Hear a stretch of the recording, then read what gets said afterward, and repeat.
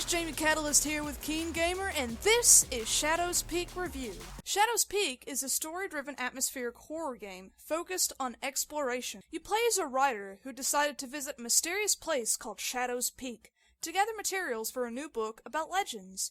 A number of people have gone missing in Shadows Peak. Some people claim that they saw something that they shouldn't have seen there, and of course, there are some dark legends surrounding this mysterious place. The main focus of the game is on the atmosphere, story, and exploration.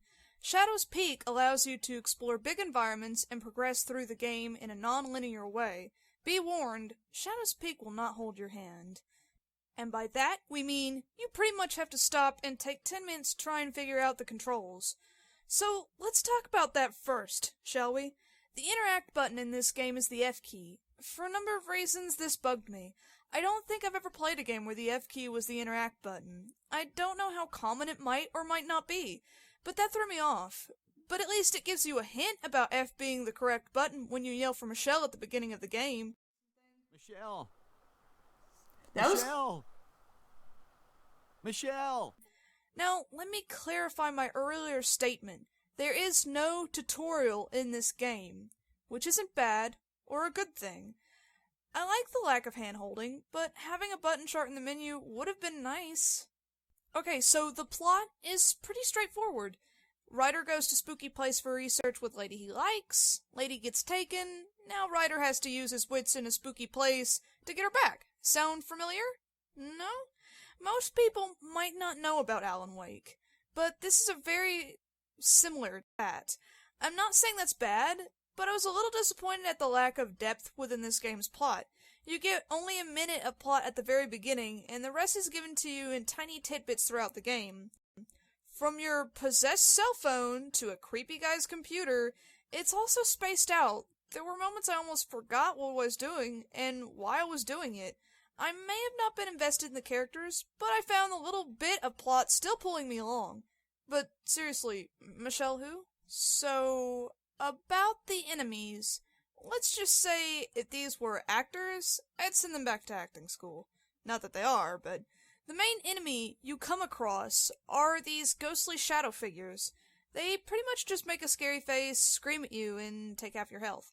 Hey, I don't know what they're so angry about. I just broke into their houses. No big deal. As a jump scare, it is kind of scary, but only after the first time or so. Then it just makes you cringe. But as I've always said before, horror games that just depend on jump scares, well, they suck. Looking at you, Fazbear. Looking at you. Anyway, these ghostly characters, or creatures, are kind of like bees. You're scared to get stung by them, 'cause you know it'll hurt. But once it's over, you're still the one alive at least. The atmosphere is creepy at best. Let me tell you, the teddy bears were kind of the scariest thing in this game. I think the background music and sounds just didn't make me feel like I should be afraid. Or at least not really afraid, anyway. When something attacks, you'll hear a stab of music that makes your heart jump, but the rest of the time it feels like you're running around this creepy island doing random things. Sure, the open world is nice. Hell, the whole game looks great. But I would have liked just a tiny bit more direction. You can figure out what you need to do well enough, sure, but still feels like it's all random. And coming back around to the plot again, they can see you, and you can see them, so they're going to attack you now. Good luck with that. Kinda makes you feel like you're at a Black Friday sale, and just because you have those towels, someone's gonna punch you for it.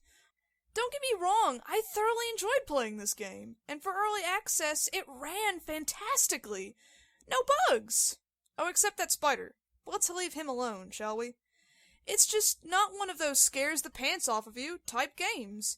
It feels like it mainly focuses on the open world aspect more than anything else. And for being open world, there's not a whole lot of places to get to, so it kind of sometimes feels like a lot of walking.